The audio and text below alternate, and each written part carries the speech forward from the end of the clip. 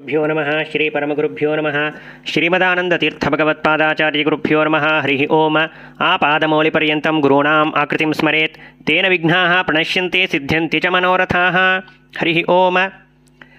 ಎಲ್ಲರ ಮನಸ್ಸಿನಲ್ಲಿ ಇರುವಂತಹ ಪ್ರಶ್ನೆ, ಸಾಕಷ್ಟು ಜನ ಕೇಳಿರುವಂತಹ ಪ್ರಶ್ನೆ, ಅಕ್ಷಯ ತೃತೀಯ ದಿವಸ ಚಿನ್ನವನ್ನು ಅಂದರೆ ಬಂಗಾರವನ್ನು ಕೊಂಡುಕೊಳ್ಳುವುದು ಎಷ್ಟು ಸರಿ? ಇದರ ಬಗ್ಗೆ ಶಾಸ್ತ್ರ ಏನು ಹೇಳ್ತಾ ಇದೆ? ಕೊಂಡುಕೊಳ್ಳದೇ ಇದ್ದರೆ ಏನಾಗತ್ತೆ ಅಂತ ಪ್ರಶ್ನೆಯನ್ನು ಮಾಡ್ತಾ ಇದ್ದಾರೆ. ಅದರ ಬಗ್ಗೆ ಸಂಕ್ಷೇಪದಲ್ಲಿ ಉತ್ತರವನ್ನು ತಿಳಿಯುವಂತಹ ಪ್ರಯತ್ನವನ್ನು ಮಾಡೋಣ. ಮೊದಲಿಗೆ ಅಕ್ಷಯ ತೃತೀಯ ದಿವಸ ಚಿನ್ನವನ್ನು ಕೊಂಡುಕೊಳ್ಳಲೇಬೇಕು ಎಂಬ ಹೊಸ ವಿಧಿ ಅಂತನ್ನೋದು ಇತ್ತೀಚೆಗೆ ಪ್ರಾರಂಭವಾಗಿದೆ. ಬಂಗಾರದ ಅಂಗಡಿಗಳು ಭಾರೀ ಆಫರ್ಗಳನ್ನು ಕೊಡಲು ಪ್ರಾರಂಭಿಸಿವೆ.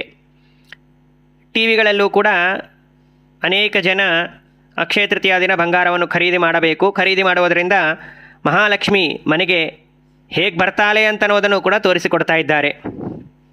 ಇದೆಲ್ಲವೂ ಕೂಡ ಕೇವಲ ತಮ್ಮ ವ್ಯಾಪಾರವನ್ನು ಬೆಳೆಸಿಕೊಳ್ಳುವುದಕ್ಕಾಗಿ ಅವರು ಮಾಡುವಂತಹ ವ್ಯಾಪಾರಗಳಷ್ಟೇ ಹೊರತು ಅಕ್ಷಯ ತೃತೀಯ ದಿವಸ ಚಿನ್ನವನ್ನು ಕೊಂಡುಕೊಳ್ಳಲೇಬೇಕು ಎಂಬ ನಿಯಮ ಎಲ್ಲೂ ಕೂಡ ಇಲ್ಲ, ಯಾವ ಶಾಸ್ತ್ರದಲ್ಲೂ ಕೂಡ ಹೇಳಿಲ್ಲ.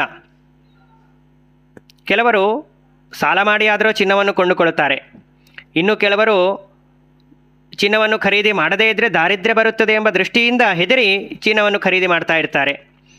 ಇನ್ನು ಕೆಲವರು ತಮ್ಮ ಮನೆಯಲ್ಲಿ ಸಾಕಷ್ಟು ಇದ್ದರೂ ಕೂಡ ಕೇವಲ ಕೂಡಿಡುವುದಕ್ಕಾಗಿ ಖರೀದಿ ಮಾಡ್ತಾ ಇರ್ತಾರೆ. ಆದರೆ ಕೂಡಿಡುವುದಕ್ಕಾಗಿ ಚಿನ್ನವನ್ನು ಖರೀದಿ ಮಾಡುವುದು ಮಾತ್ರ ತಪ್ಪು. ಶಾಸ್ತ್ರ ಎಲ್ಲೂ ಕೂಡ ಕೂಡಿಡುವುದಕ್ಕಾಗಿ ಚಿನ್ನವನ್ನು ಖರೀದಿ ಮಾಡಬೇಕು ಅಂತ ಎಲ್ಲೂ ಹೇಳಿಲ್ಲ. ಕೊಂಡುಕೊಳ್ಳುವಂತಹ ಅವಶ್ಯಕತೆಯೂ ಕೂಡ ಇಲ್ಲ. ಚಿನ್ನವನ್ನು ಖರೀದಿ ಮಾಡಿ ಬ್ರಾಹ್ಮಣರಿಗೆ ದಾನ ಮಾಡ್ತೇನೆ ಅಂತಂದರೆ ಸರ್ವಥಾ ಕೊಂಡುಕೊಳ್ಳಬಹುದು, ದಾನವನ್ನು ಮಾಡಬಹುದು, ಶ್ರೇಷ್ಠವಾಗಿರುವಂತಹ ಪದ್ಧತಿ. ಆದರೆ ಖರೀದಿ ಮಾಡಿ ಸುಮ್ಮನೆ ನಾವು ನಮ್ಮ ಬೀರುವಾದೊಳಗೆ ಲಾಕರ್ನೊಳಗೆ ಕೂಡಿಡುವುದಕ್ಕಾಗಿ ಖರೀದಿ ಮಾಡ್ತೇವೆ, ಕೊಂಡುಕೊಳ್ಳುತ್ತೇವೆ ಅಂತಂದರೆ ಅದು ತಪ್ಪು. ಮನುಷ್ಯನೆಂದೂ ಕೂಡ ಅತಿ ಆಸೆಗೆ ಪಾತ್ರನಾಗಬಾರ್ದು. ಹಾಗೆ ಅತಿ ಆಸೆಗೆ ಪಾತ್ರನಾದಾಗ ಕೂಡಿಡುವಂತಹ ಆಸೆ ಅಂತನ್ನೋದು ಬೆಳೆದು ಬಿಡ್ತದೆ. ಧರ್ಮಶಾಸ್ತ್ರ ಒಂದು ಮಾತನ್ನು ಹೇಳ್ತದೆ, ಕೂಡಿಡುವುದು ತಪ್ಪು, ಯಾವುದೇ ವಸ್ತು ಇರಬಹುದು. ಆದ್ದರಿಂದ ಚಿನ್ನವನ್ನು ಕೂಡ ಕೂಡಿಡುವುದಕ್ಕಾಗಿ ಕೊಂಡುಕೊಳ್ಳುವುದು ದೊಡ್ಡ ತಪ್ಪು. ತನ್ನ ಮತ್ತು ತನ್ನವರ ವಿಹಿತ ಉಪಯೋಗಕ್ಕಾಗಿ ಅಥವಾ ದಾನ ಮಾಡುವುದಕ್ಕಾಗಿ ಅಷ್ಟೇ ನಾನು ಖರೀದಿ ಮಾಡ್ತೀನಿ ಅಂತಂದರೆ ಮಾಡಿರಿ, ತಪ್ಪಲ್ಲ. ಅಷ್ಟಲ್ಲದೆ ಅಕ್ಷಯ ತೃತೀಯ ಬಹಳ ದೊಡ್ಡದಾಗಿರುವಂತಹ ದಿನ, ಪರ್ವಕಾಲ. ಎಷ್ಟು ದಾನ ಮಾಡ್ತೇವೋ ಅಷ್ಟು ಅಭಿವೃದ್ಧಿ ಆಗ್ತದೆ ಅಂತ ಶಾಸ್ತ್ರಗಳು ಘಂಟಾಘೋಷವಾಗಿ ತಿಳಿಸಿಕೊಡ್ತಾ ಇವೆ. ಆದ್ದರಿಂದ ಪ್ರತಿಯೊಬ್ಬರೂ ಕೂಡ ತಮಗೆ ಅಭಿರುಚಿ ಇರುವಂತಹ, ತಮಗೆ ಇಷ್ಟವಾಗಿರುವಂತಹ, ಶಾಸ್ತ್ರ ವಿಧಾನ ಮಾಡಿರುವಂತಹ, ಶಾಸ್ತ್ರ ನಿಷೇಧವನ್ನು ಮಾಡದೇ ಇರುವಂತಹ ಪದಾರ್ಥಗಳನ್ನು ಯೋಗ್ಯರಾಗಿರುವಂತಹ ಬ್ರಾಹ್ಮಣರಿಗೆ ದಾನವನ್ನು ಮಾಡಬೇಕು. ಈ ಕ್ರಮದಲ್ಲಿ ಅಕ್ಷಯ ತೃತೀಯ ಪರ್ವಕಾಲವನ್ನು ಸಾರ್ಥಕ ಮಾಡಿಕೊಳ್ಳಬೇಕು.